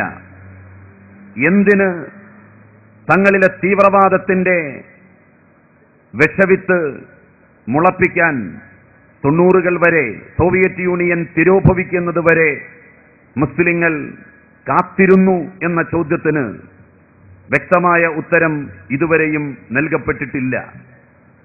ലോകത്തും ഇന്ത്യയിലും വിവിധ ജനവിഭാഗങ്ങളെ തമ്മിലടിപ്പിച്ചുകൊണ്ട് സംശയത്തിന്റെ മുൾമുനയിൽ നിർത്തിക്കൊണ്ട് തങ്ങളുടെ സാമ്രാജ്യത്വ അജണ്ടകൾ സഫലമാക്കുവാനുള്ള ശ്രമങ്ങൾ അമേരിക്ക നടത്തിപ്പോന്നതിന്റെ ഫലമായിട്ടാണ് ലോകത്തിന്റെ പല ദിക്കുകളിലും ചാവേറാക്രമണങ്ങളും ഭീകരപ്രവർത്തനങ്ങളും ബോംബ് സ്ഫോടനങ്ങളും നിരന്തരമായി സംഭവിച്ചുകൊണ്ടിരുന്നത്. 90-കൾക്ക് ശേഷം സോവിയറ്റ് യൂണിയൻ തിരോഭവിച്ചതിന് പിറകെ ഇസ്ലാമിക സമൂഹത്തിനും മുസ്ലിം രാജ്യങ്ങൾക്കും വലിയ വില കൊടുക്കേണ്ടി വന്നു. ഇസ്ലാമിക ഭീകരവാദത്തിന്റെ, മുസ്ലിം തീവ്രവാദത്തിന്റെ ആദ്യത്തെ വിഷക്കാറ്റ് ആഞ്ഞുവീശിയത് എവിടെയായിരുന്നു? ഇന്ത്യയിലായിരുന്നുവോ? അല്ല. വിശുദ്ധ കഅബാലയം സ്ഥിതി ചെയ്യുന്ന സൗദി അറേബ്യയിലാണ് ഇസ്ലാമിക ഭീകരവാദം എന്ന പേരിട്ട് വിളിക്കുന്ന തീവ്രവാദത്തിന്റെ ആദ്യത്തെ വിഷവിത്ത് പൊട്ടിമുളച്ചത്. ജിദ്ദയിലും റിയാദിലുമാണ് നിലക്കാത്ത ബോംബ് സ്ഫോടനങ്ങൾ ഉണ്ടായത്. അതോടുകൂടി ലോകത്തിന്റെ മുമ്പിൽ ലോക വാർത്താമാധ്യമങ്ങൾ പ്രചരിപ്പിച്ചു, ഇതാ ഇസ്ലാമിക ഭീകരവാദം, മുസ്ലിം തീവ്രവാദം, ഈ രണ്ട് പ്രതിഭാസങ്ങളും ലോകത്ത് ഉടലെടുത്തു കഴിഞ്ഞിരിക്കുന്നു. അങ്ങനെ സൗദി അറേബ്യയിൽ റിയാദിലും ജിദ്ദയിലുമുണ്ടായ സ്ഫോടനങ്ങൾ ഇസ്ലാമിക ഭീകരവാദത്തിന്റെ ഔദ്യോഗിക പ്രഖ്യാപനമായി അവതരിപ്പിക്കപ്പെട്ടു. ആ ബോംബ് സ്ഫോടനങ്ങളുടെ മറപിടിച്ചുകൊണ്ടാണ് അമേരിക്ക സൗദി അറേബ്യയിലെ ഭരണാധികാരികളോട് പറഞ്ഞത്, ഇതാ ഇസ്ലാമിക ഭീകരവാദവും മുസ്ലിം തീവ്രവാദവും ഉടലെടുത്തു കഴിഞ്ഞിരിക്കുന്നു, അത് ശക്തിപ്പെട്ടുകൊണ്ടിരിക്കുകയാണ്. അതിൽ നിന്ന് രക്ഷപ്പെടാൻ നിങ്ങളുടെ രാജ്യത്തിന് ഒരേ ഒരു വഴിയേ ഉള്ളൂ. ആ വഴി മറ്റൊന്നുമല്ല, അമേരിക്ക സൗദി അറേബ്യയിൽ സൈനിക താവളം ഉണ്ടാക്കണം. അമേരിക്ക സൗദി അറേബ്യയിൽ അവരുടെ പട്ടാളക്കാരെ വിന്യസിപ്പിക്കണം. സൗദി അറേബ്യയിലെ ഭരണാധികാരികൾ അത് വിശ്വസിച്ചു. അമേരിക്കക്ക് സൈനിക താവളമുണ്ടാക്കി കൊടുക്കാൻ, അമേരിക്കക്ക് അവരുടെ പട്ടാളക്കാരെ വിന്യസിക്കുവാനുള്ള സൗകര്യം സൗദി ഭരണകൂടം ചെയ്തു കൊടുക്കുകയുണ്ടായി. ഇന്ന് സൗദി അറേബ്യയിൽ മാത്രമല്ല, ഏതാണ്ട് എല്ലാ മധ്യപൗരസ്ത്യ മുസ്ലിം രാജ്യങ്ങളിലും അമേരിക്കക്ക് സൈനിക താവളമായിരിക്കുന്നു. അവരുടെ പട്ടാളക്കാർ ആ രാജ്യങ്ങളിലൊക്കെ വിന്യസിക്കപ്പെട്ടിരിക്കുന്നു. ഇത് കേട്ടാൽ നമുക്ക് തോന്നുക, ലോക സമാധാനം നിലനിർത്താൻ വലിയ ത്യാഗമാണ് അമേരിക്കൻ സാമ്രാജ്യത്വം സഹിച്ചുകൊണ്ടിരിക്കുന്നത്. അവരുടെ പട്ടാളക്കാരുടെ ജീവൻ കൊടുത്താണ് അവർ ഭീകരവാദത്തെ ചെറുക്കുന്നത്. അവരുടെ പണം ചെലവാക്കിയാണ് അവർ തീവ്രവാദത്തിന്റെ മുനയൊടിക്കുന്നത്. അങ്ങനെ ധരിച്ചവർക്ക് തെറ്റി. ലോകത്ത് അമേരിക്ക ഏത് രാജ്യത്ത് സൈനിക താവളമുണ്ടാക്കിയോ, ഏത് നാട്ടിൽ അവരുടെ പട്ടാളക്കാരെ വിന്യസിപ്പിച്ചുവോ, അതിന്റെ ചെലവ് മുഴുവൻ ബന്ധപ്പെട്ട രാജ്യങ്ങളിൽ നിന്നാണ് അമേരിക്ക ഈടാക്കിക്കൊണ്ടിരിക്കുന്നത്. സൗദി അറേബ്യയുടെ ബഡ്ജറ്റ് പരിശോധിച്ചാൽ നമുക്കറിയാം, അവരുടെ ബഡ്ജറ്റിന്റെ 1/5 അമേരിക്കൻ പട്ടാളക്കാർക്ക് ശമ്പളം കൊടുക്കാനും അവരെ തീറ്റിപ്പോറ്റാനും അവർക്ക് കാമക്കൂത്തിന് വേദിയൊരുക്കാനുമാണ് അവർ ചെലവഴിച്ചുകൊണ്ടിരിക്കുന്നത്. ലോകത്തിന്റെ ഏത് ഭാഗത്ത് അമേരിക്ക സൈനിക താവളമുണ്ടാക്കിയോ, അവരുടെ പട്ടാളക്കാരെ വിന്യസിപ്പിച്ചുവോ, അതിന്റെ ചെലവുകൾ മുഴുവൻ അതത് രാജ്യങ്ങളിൽ നിന്നാണ് അവർ ഈടാക്കിക്കൊണ്ടിരിക്കുന്നത്. ഇസ്ലാമിക ഭീകരവാദത്തിന്റെ, മുസ്ലിം തീവ്രവാദത്തിന്റെ വിഷക്കാറ്റ് സൃഷ്ടിച്ചത് സാമ്രാജ്യത്വ ശക്തികളാണ്. അവർക്കത് വേണം. അതില്ലെങ്കിൽ അവരെ സംബന്ധിച്ചിടത്തോളം നിലനിൽപ്പില്ല. സമാധാനം പുലർന്നാൽ അമേരിക്കയിലെ ആയുധ കച്ചവടക്കാർക്ക് എങ്ങനെയാണ് ലാഭമുണ്ടാവുക? ശാന്തി നിലനിന്നാൽ അമേരിക്കയിലെ ഏറ്റവും വലിയ ബിസിനസ്സായിട്ടുള്ള യുദ്ധോപകരണങ്ങളുടെ നിർമ്മാണ മേഖല സ്തംഭിച്ചു പോകും. അത് സ്തംഭിച്ചു പോകാതിരിക്കാൻ ലോകത്തിലെ എല്ലാ രാജ്യങ്ങളിലും ആഭ്യന്തര കലാപങ്ങൾ ഉണ്ടാക്കുക എന്നുള്ള നയമാണ് അമേരിക്ക സ്വീകരിച്ചത്. എണ്ണ സമ്പത്ത് കൊണ്ട് സമൃദ്ധമായ രാഷ്ട്രങ്ങളെ തങ്ങളുടെ വരുതിയിൽ കൊണ്ടുവരാൻ ഇസ്ലാമിക ഭീകരവാദത്തിന്റെ, മുസ്ലിം തീവ്രവാദത്തിന്റെ പുകമറ അവർക്കാവശ്യമായിരുന്നു. അതിനവർ ഒരുപറ്റം മുസ്ലിം ചെറുപ്പക്കാരെ വിലക്കെടുത്തു. വിലക്കെടുക്കപ്പെട്ടവരാൽ നടത്തിയ കിരാതമായിട്ടുള്ള പ്രവർത്തനങ്ങൾ ഇസ്ലാമിക സമൂഹത്തിന്റെ മുഖത്ത് കരിവാരി തേക്കുന്നതിന് സമാനമായിരുന്നു. ഇന്ന് ഇസ്ലാം ഭീകരവാദത്തിന്റെ മതമായി അറിയപ്പെടുകയും പ്രചരിപ്പിക്കപ്പെട്ട് തുടങ്ങുകയും ചെയ്തു. തീവ്രവാദം മുസ്ലിം സമൂഹത്തിന്റെ ഒഴിച്ചുകൂടാനാവാത്ത ലക്ഷണങ്ങളിൽ ഒന്നായി ഇന്ന് ഗണിക്കപ്പെടുന്നു. ഇന്ത്യയിലും അതിന്റെ അനുരണനങ്ങൾ നമുക്ക് കാണാം. നമ്മളുടെ രാജ്യത്ത് ഹിന്ദു മുസ്ലിം മതസമുദായങ്ങളെ സംശയിപ്പിച്ച് ഭിന്നിപ്പിച്ച് 2 ചേരികളിൽ നിർത്തുക എന്നുള്ള തന്ത്രം ആദ്യമായി പ്രയോഗിച്ചത് ബ്രിട്ടീഷുകാരാണ്. ഇന്ന് അമേരിക്കൻ സാമ്രാജ്യത്വമാണ് അത് വളരെ സമർത്ഥമായി വീണ്ടും പ്രയോഗവൽക്കരിച്ചുകൊണ്ടിരിക്കുന്നത്. 1498 വാസ്കോഡഗാമ കോഴിക്കോട് കാപ്പാട് കപ്പലിറങ്ങിയ അന്നു മുതൽ ആരംഭിച്ചതാണ് നമ്മളുടെ വൈദേശികാധിപത്യത്തിനെതിരായിട്ടുള്ള സമരം. 1857 ഇന്ത്യയുടെ മഹത്തായ 1ാം സ്വാതന്ത്ര്യ സമരം അരങ്ങേറി. മഹാഭൂരിപക്ഷം ഹിന്ദുക്കളുള്ള ഇന്ത്യ 1ാം സ്വാതന്ത്ര്യ സമരത്തിന്റെ നേതാവും അതിന്റെ മുന്നണി പോരാളിയുമായി തെരഞ്ഞെടുത്തത് മുഗള സാമ്രാജ്യത്തിലെ അവസാനത്തെ ചക്രവർത്തിയായിരുന്ന ബഹദൂർ ഷാ സഫർ എന്ന് പറയുന്ന മുസൽമാനെയായിരുന്നു. ഇന്ത്യയുടെ മനസ്സിന്റെ ഏതെങ്കിലും ഒരു കോണിൽ മതാന്ധതയുടെ, വർഗീയതയുടെ, വിഭാഗീയതയുടെ അംശം അള്ളിപ്പിടിച്ചിരിപ്പുണ്ടായിരുന്നു എങ്കിൽ ഒരിക്കലും ബഹദൂർ ഷാ സഫർ ഇന്ത്യയുടെ ആദ്യത്തെ മഹത്തായ സ്വാതന്ത്ര്യ സമരത്തിന്റെ പോരാളിയും അതിന്റെ നേതാവുമായി തെരഞ്ഞെടുക്കപ്പെടുമായിരുന്നില്ല. 1885 ഇന്ത്യൻ നാഷണൽ കോൺഗ്രസ് എന്ന സംഘടന രൂപവൽക്കരിക്കപ്പെട്ടു നമ്മളുടെ രാജ്യത്ത്. സാമ്രാജ്യത്വത്തിനെതിരായി, കൊളോണിയൽ വാഴ്ചക്കെതിരായി ഇന്ത്യയിലെ വ്യത്യസ്ത മതജാതി വിഭാഗങ്ങളെ ഒരേ പ്ലാറ്റ്ഫോമിൽ അണിനിരത്തിക്കൊണ്ട് പുതിയ സമരത്തിന്റെ പോർക്കളങ്ങളും മുഖങ്ങളും സൃഷ്ടിക്കുക എന്നുള്ള ലക്ഷ്യത്തോടെ രാജ്യത്തിന്റെ മതേതരമായ പൈതൃകം ഉയർത്തിപ്പിടിച്ചുകൊണ്ടാണ് ആ ദേശീയ പ്രസ്ഥാനം പ്രവർത്തനം ചടുലമാക്കിയതും വ്യാപിപ്പിച്ചതും.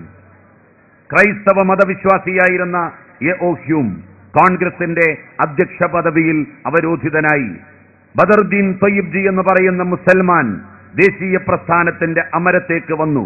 W.C. ബാനർജി എന്ന പാർസി മതവിശ്വാസി രാജ്യത്തിന്റെ ദേശീയ സംഘടനയുടെ തലപ്പത്ത് വിരാജിക്കുന്ന കാഴ്ച നമ്മളുടെ നാട് കണ്ടു.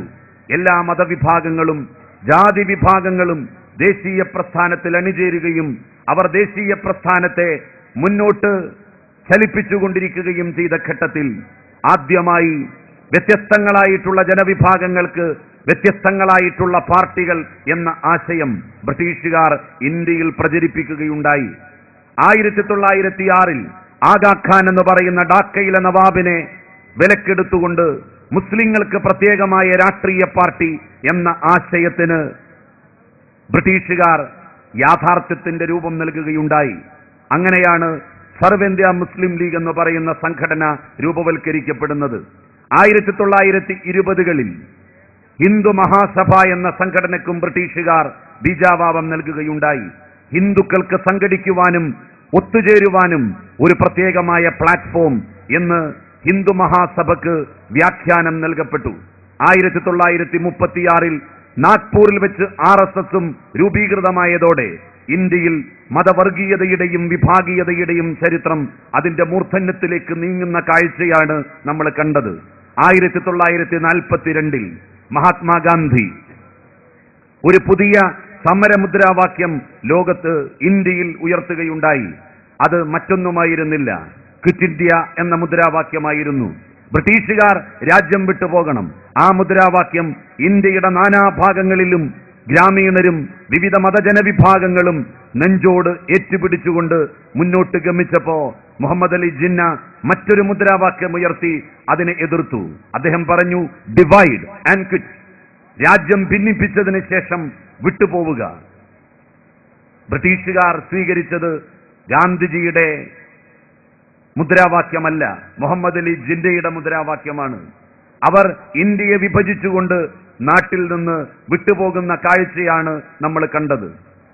10,000-കണക്കിന് ലക്ഷക്കണക്കിന് മുസ്ലിങ്ങൾ തങ്ങൾക്ക് വീതം വെച്ച് കിട്ടിയ പാകിസ്ഥാനിലേക്ക് ഏറെ പ്രതീക്ഷകളോടുകൂടി പോയി. അങ്ങനെ പ്രതീക്ഷകളോടുകൂടി ബോംബെയിൽ നിന്നും ഡൽഹിയിൽ നിന്നും ലക്നൌവിൽ നിന്നും കൽക്കട്ടയിൽ നിന്നും പലായനം ചെയ്തു പോയ മുസ്ലിങ്ങൾക്ക് പാകിസ്ഥാൻ എന്ന് പറയുന്ന ഭൂപ്രദേശത്ത് നേരത്തെ ഉണ്ടായിരുന്ന ആളുകളുമായി സമരസപ്പെട്ടു പോകാൻ കഴിഞ്ഞില്ല. പല രാഷ്ട്രീയാവകാശങ്ങളും അവർക്ക് പാകിസ്ഥാനിൽ നിഷേധിക്കപ്പെട്ടു. ഗത്യന്തരമില്ലാതെ അവസാനം ഇന്ത്യയിൽ നിന്ന് വിഭജനാനന്തരം കുടിയേറി പാർത്ത പാകിസ്ഥാനിലെ മുസ്ലിങ്ങൾക്ക് അവിടെ ഒരു പ്രത്യേക രാഷ്ട്രീയ പാർട്ടി രൂപീകരിക്കേണ്ടി വന്നു. മുഹാജിർ ഖൗമി മൂവ്മെന്റ് എന്നായിരുന്നു ആ പാർട്ടിയുടെ പേര്. അൽതാഫ് ഹുസൈൻ ആയിരുന്നു ആ പാർട്ടിയുടെ നേതാവ്. മുഹാജിർ ഖൗമി മൂവ്മെന്റും അൽതാഫ് ഹുസൈനും പാകിസ്ഥാനിൽ വിളിച്ച ഒരു മുദ്രാവാക്യമുണ്ട്, we want equality with the first grade citizens of Pakistan. പാകിസ്ഥാനിലെ ഒന്നാം തരം പൗരന്മാരെ പോലെ ഞങ്ങളെയും ഗണിക്കണം. അത്തരമൊരു മുദ്രാവാക്യം പാകിസ്ഥാനിൽ ഇന്ത്യയിൽ നിന്ന് വിഭജനാനന്തരം പാകിസ്ഥാനിലേക്ക് കുടിയേറി പാർത്ത മുസ്ലിങ്ങൾക്ക് വിളിക്കേണ്ടതായിട്ട് വന്നു. മാതൃരാജ്യം, പെറ്റുവീണ നാട്, ആ നാടിനോട് എല്ലാ മനുഷ്യർക്കും വൈകാരികമായി ഒരു അടുപ്പവും ബന്ധവും ഉണ്ടാകും. ഞാൻ ഓർക്കുന്നു പ്രവാചകന്റെ ജീവിത ചരിത്രത്തിലെ തിളക്കമാർന്ന ഒരു അധ്യായം. മക്കയിലാണ് പ്രവാചകൻ മുഹമ്മദ് മുസ്തഫ സല്ലല്ലാഹു അലൈഹി വസല്ലം ജനിച്ചത്. ആദർശ പ്രചരണ സ്വാതന്ത്ര്യം മക്കയിൽ നിഷേധിക്കപ്പെട്ടപ്പോ മദീനയിലേക്ക് പലായനം ചെയ്യാൻ പ്രവാചകൻ നിർബന്ധിതനാവുകയുണ്ടായി. മുഹമ്മദ് മുസ്തഫ സല്ലല്ലാഹു അലൈഹി വസല്ലം താൻ ജനിച്ചു വീണ മണ്ണിൽ നിന്ന് മദീനയിലേക്ക് പലായനം ചെയ്യുന്നതിന്റെ തൊട്ടു മുമ്പ് മക്കയുടെ നേർക്ക് കൈ ഉയർത്തി കണ്ണീരൊഴുക്കി പറയുന്ന ഒരു വാക്കുണ്ട്, അല്ലയോ മക്ക, നിന്നെ ഞാൻ അതിരറ്റ് സ്നേഹിച്ചിരുന്നു. നിന്റെ മാറിടത്തിൽ നിന്ന് ഒരിക്കലും പറിച്ചു നടപ്പെടണമെന്ന് ഞാൻ ആഗ്രഹിച്ചതല്ല. നിർബന്ധിതമായ സാഹചര്യത്തിന്റെ സമ്മർദ്ദമില്ലായിരുന്നു എങ്കിൽ ഞാൻ നിന്റെ മാറിടത്തിൽ തന്നെ കിടന്നു മരിക്കാനാണ് ഇഷ്ടപ്പെട്ടിരുന്നത്. ഇത് പ്രവാചകൻ മുഹമ്മദ് മുസ്തഫ സല്ലല്ലാഹു അലൈഹി വസല്ലം മാത്രം പറയുന്ന വാക്കല്ല. ലോകത്ത് ഏത് രാജ്യത്ത് ഏത് മണ്ണിൽ ജനിച്ചു വീഴുന്ന ഒരു പൗരനും ഒരു മനുഷ്യനും ആ മണ്ണിൽ നിന്ന് വിട ചൊല്ലുമ്പോ അവരുടെ മനസ്സുകളിൽ പറയാൻ ആഗ്രഹിക്കുന്ന വാക്കുകളും വാചകങ്ങളുമാണ്. പാകിസ്ഥാനിലേക്ക് വിഭജനാനന്തരം ഏറെ പ്രതീക്ഷകളോടുകൂടി ചേക്കേറിയ മുസ്ലിങ്ങൾ 1971 ബംഗ്ലാദേശ് എന്ന് പറയുന്ന ഒരു നാട് പാകിസ്ഥാൻ പിളർന്നുണ്ടായ ഘട്ടത്തിൽ ഇന്ത്യയിലേക്ക് തിരിച്ചു വരാനുള്ള ഒരവസരമായി ഉപയോഗിച്ചു. ലക്ഷക്കണക്കിന് മുസ്ലിങ്ങൾ പാക് അതിർത്തി കടന്ന് ഇന്ത്യയിലേക്ക് ഒഴുകിയെത്തി. അവരെ നമ്മളുടെ രാജ്യം ഇരു കൈകളും നീട്ടി സ്വീകരിച്ചു. അവരെ നിരാകരിച്ചില്ല. ഇന്ത്യ മഹാരാജ്യം അവർക്ക് എല്ലാ സംരക്ഷണവും നമ്മളുടെ നാട് നൽകി. കൽക്കട്ടയും ബംഗാളും അവർക്ക് ആതിഥ്യമരുളിയതിന് ചരിത്രത്തിൽ സമാനതകളില്ല എന്ന് പോലും രേഖപ്പെടുത്തപ്പെട്ടിട്ടുണ്ട്. ഈ രാജ്യം അപകടപ്പെട്ടു പോയാൽ അതിന്റെ നഷ്ടം ഈ രാജ്യക്കാർക്കാണ്. ഈ രാജ്യത്ത് കുഴപ്പങ്ങൾ ഉണ്ടാക്കി എങ്ങോട്ടു പോകണം എന്നാണ് ഇന്ത്യയിലെ വിവിധ മതവിശ്വാസികൾ ആഗ്രഹിക്കുന്നതും താൽപര്യപ്പെടുന്നതും. ഇവിടെ പ്രശ്നങ്ങൾ ഉണ്ടാക്കി RSSകാർ നേപ്പാൾ എന്ന് പറയുന്ന ഹിന്ദു രാജ്യത്തേക്ക് പോയാൽ അവിടെ അവർ സ്വീകരിക്കപ്പെടും എന്ന് അവർ വിശ്വസിക്കുന്നുണ്ടോ? ഈ നാട്ടിൽ കുഴപ്പങ്ങൾ ഉണ്ടാക്കി പാകിസ്ഥാനിലേക്ക് ചേക്കേറിയാൽ അവിടെ അവർ സ്വീകരിക്കപ്പെടും എന്ന് മുസ്ലിം തീവ്രവാദികൾ കരുതുന്നുണ്ടോ? യൂറോപ്പിലേക്ക് പ്രശ്നങ്ങൾ ഉണ്ടാക്കി ഇവിടെ നിന്ന് രക്ഷപ്പെട്ട് കളയാമെന്ന് ഇവിടുത്തെ ക്രൈസ്തവ മതവിശ്വാസികൾക്ക് ധാരണയുണ്ടോ? ഉണ്ടെങ്കിൽ അവർക്ക് തെറ്റി. പാലസ്തീനികൾക്ക് അറേബ്യൻ രാജ്യങ്ങൾ പൗരത്വം നൽകിയത് അവർ മുസ്ലിങ്ങളായതുകൊണ്ടല്ല, അവർ അറബ് വംശജരായതുകൊണ്ടാണ്. അവർ അറബ് വംശജരല്ലായിരുന്നു എങ്കിൽ ഒരിക്കലും അവർക്ക് പൗരത്വം നൽകി സ്വീകരിക്കുവാൻ അറേബ്യൻ രാഷ്ട്രങ്ങൾ തയ്യാറാകുമായിരുന്നില്ല. എന്തൊക്കെ പോരായ്മകളും പരാധീനതകളും പരിഭവങ്ങളും ഉണ്ടെങ്കിലും നമ്മൾ പറയാറില്ലേ, നമ്മളുടെ വീടാണ് അന്യന്റെ കൊട്ടാരത്തെക്കാൾ ഏറ്റവും സുഖലോലുപമായിട്ടുള്ളതും ശാന്തിയും സമാധാനവും നമുക്ക് നൽകുന്നതും എന്ന്. ഇന്ത്യക്ക് പോരായ്മകളുണ്ട്. നമ്മളുടെ രാജ്യത്തിന്റെ സാമ്പത്തികാഭിവൃദ്ധി മറ്റു രാജ്യങ്ങളെപ്പോലെ മെച്ചപ്പെട്ടതാണ് എന്ന് പറയാൻ നമുക്കാവില്ല. എങ്കിലും അവനവന്റെ കൈ തലക്ക് വെച്ചുകൊണ്ടുറങ്ങാൻ നമുക്കൊരു ഭൂമി, നമുക്കൊരു മണ്ണ്, അതാണ് നമ്മളുടെ മാതൃരാജ്യം. ആ രാജ്യത്തെ സ്നേഹിക്കുക എന്ന് പറയുന്നത് ഈ രാജ്യത്തുള്ള എല്ലാ മതവിഭാഗക്കാരുടെയും എല്ലാ വിശ്വാസികളുടെയും നിർബന്ധമായിട്ടുള്ള കാര്യമാണ്. അതിൽ നിന്ന് അവരെ അടർത്തിയെടുക്കാൻ ആർക്കും കഴിയില്ല, ആർക്കും സാധിക്കില്ല. ഒരു പറ്റം മുസ്ലിം ചെറുപ്പക്കാരെ വിലക്കെടുത്തുകൊണ്ട് അമേരിക്കൻ സാമ്രാജ്യത്വം അവരുടെ അജണ്ടകൾ ഇന്ത്യയിൽ നടപ്പിലാക്കാൻ വേണ്ടി നടത്തപ്പെട്ടുകൊണ്ടിരിക്കുന്ന കലാപങ്ങൾ, സ്ഫോടന പരമ്പരകൾ കണ്ടില്ല എന്ന് നടിക്കാനും ആർക്കും സാധിക്കില്ല. ഉണ്ടാക്കപ്പെട്ടുകൊണ്ടിരിക്കുന്ന സ്ഫോടനങ്ങൾ, രാജ്യത്താകമാനം തീവ്രവാദ ഭീകരവാദ പ്രവർത്തനങ്ങൾ ശക്തിപ്പെട്ടുകൊണ്ടിരിക്കുന്നു. ആരാണ് ഇതിന്റെ ഉത്തരവാദി? 1990-കൾ വരെ ഇന്ത്യയിൽ എന്തുകൊണ്ട് ക്ഷേത്രങ്ങൾ ആക്രമിക്കപ്പെട്ടില്ല? ഇന്ത്യയിൽ എന്തുകൊണ്ട് ബാബറി മസ്ജിദ് തകർക്കപ്പെട്ടില്ല? ഇന്ത്യയിൽ എന്തുകൊണ്ട് ഗുജറാത്ത് കലാപത്തിന് സമാനമായ കലാപങ്ങൾ ഉണ്ടായില്ല? ഒരു വേള പാക് വിഭജനം നടന്ന് നമ്മളുടെ രാജ്യം വിഭജിക്കപ്പെട്ടതിന്റെ മാനസിക സംഘർഷം നിലനിൽക്കുന്ന കാലയളവിലൂടെ കടന്നുപോയ ഇന്ത്യക്ക് ഗുജറാത്തിന് സമാനമായ ഒരു കലാപം ചൂണ്ടിക്കാണിക്കാനാവില്ല. 1949-ലാണ് ബാബറി മസ്ജിദ് രാമജന്മഭൂമി തർക്കം ആരംഭിക്കുന്നത്. എന്നാൽ ബാബറി മസ്ജിദ് RSSകാർ പൊളിച്ചു മാറ്റുന്നത് 1992-ലാണ്. 92 വരെ എന്തിന് കാത്തിരുന്നു ബാബറി മസ്ജിദ് പൊളിക്കാൻ? 90-കൾക്ക് ശേഷം വരെ എന്തിന് കാത്തിരുന്നു കശ്മീരിലെ തീവ്രവാദികൾ അവരുടെ ഭീകരവാദ പ്രവർത്തനത്തിന് ശക്തി കൂട്ടാൻ? 90-കൾ വരെ എന്തിന് കാത്തിരുന്നു ഇന്ത്യയുടെ വിവിധ ദിക്കുകളിൽ സ്ഫോടന പരമ്പരകൾ നടത്തിയ മുസ്ലിം ചെറുപ്പക്കാർ അല്ലെങ്കിൽ ഹിന്ദുത്വ തീവ്രവാദികൾ? എന്തിന് കാത്തിരുന്നു? മലേഗാവിലെ സ്ഫോടനത്തിന്റെ കാണാപ്പുറങ്ങളും കേൾക്കാപ്പുറങ്ങളും പുറത്തു വന്നുകൊണ്ടിരിക്കുന്നു. ആരെയെല്ലാമോ വിലക്കെടുത്തുകൊണ്ട് ഈ രാജ്യത്ത് സംഘർഷങ്ങളും കലാപങ്ങളും ഉണ്ടാക്കുന്നു. ഹിന്ദുക്കളെയും മുസ്ലിങ്ങളെയും രണ്ട് ചേരികളിലാക്കി മാറ്റി നിർത്തുവാനുള്ള ഗൂഢതന്ത്രങ്ങൾ മെനയപ്പെടുന്നു. ഒരു രാജ്യത്തെ നശിപ്പിക്കാനുള്ള ഏറ്റവും നല്ല വഴി ആ രാജ്യത്തുള്ള വ്യത്യസ്ത ജനവിഭാഗങ്ങളെ സംശയത്തിന്റെ മുൾമുനയിൽ നിർത്തുക എന്നുള്ളതാണ്. അങ്ങനെ നിർത്തിക്കളയാൻ അമേരിക്കൻ സാമ്രാജ്യത്വത്തിന് കഴിഞ്ഞിരിക്കുന്നു. ഇന്ത്യയിൽ ഏതാണ്ട് വർഗീയ ധ്രുവീകരണം അതിന്റെ മൂർധന്യത്തിലേക്ക് നീങ്ങുന്ന കാഴ്ചയാണ് നമ്മൾ കണ്ടുകൊണ്ടിരിക്കുന്നത്. മുംബൈയിൽ തനിക്ക് ഒരു ഫ്ളാറ്റ് കിട്ടാത്തതിന്റെ കാരണത്തെക്കുറിച്ച് രാജ്യസഭാംഗവും അറിയപ്പെടുന്ന സാമൂഹ്യ പ്രവർത്തകയുമായ ഷബന ആസ്മി ഈയടുത്ത് ഒരു ലേഖനത്തിൽ ചില കാര്യങ്ങൾ വ്യക്തമാക്കുകയുണ്ടായി. തനിക്ക് ബോംബെയിലെ ഫ്ളാറ്റ് മുതലാളിമാർ ഒരു ഫ്ളാറ്റ് നൽകുന്നില്ല. എന്താണ് കാരണം എന്ന് അവർ തന്നെ വെളിപ്പെടുത്തി.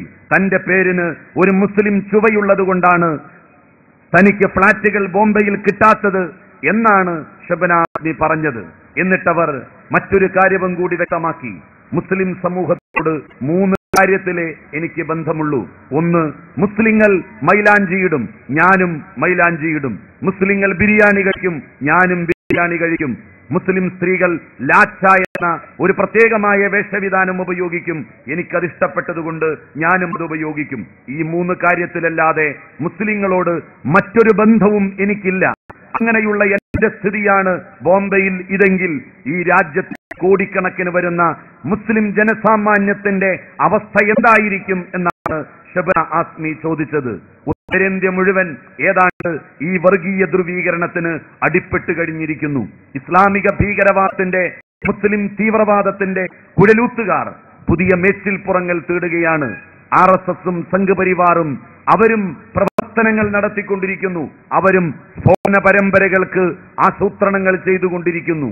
എല്ലാം ഇവിടെ ഭദ്രമാണ്. ആരെന്ത് ചെയ്താലും അതിന് ഉത്തരവാദിത്വം ഏൽപ്പിക്കുവാൻ ഇവിടെ ആളുകളുണ്ട്. ആന്ധ്രാപ്രദേശിൽ നിന്ന് വന്ന വാർത്ത നാം ശ്രദ്ധിച്ചില്ലേ? മക്കാ മസ്ജിദിൽ ബോംബ് വെച്ചതിന്റെ പേരിൽ പിടിക്കപ്പെട്ട മുസ്ലിം ചെറുപ്പക്കാരെ ആന്ധ്ര ഹൈക്കോടതി വെറുതെ വിട്ടുവെന്ന് മാത്രമല്ല, കോടതി അവരോട് ക്ഷമാപണം നടത്തുക പോലും ചെയ്തു. അകാരണമായി അറസ്റ്റ് ചെയ്ത് ജയിലിലടച്ച് അവരുടെ അഭിമാനത്തെ ക്ഷതപ്പെടുത്തിയതിന്.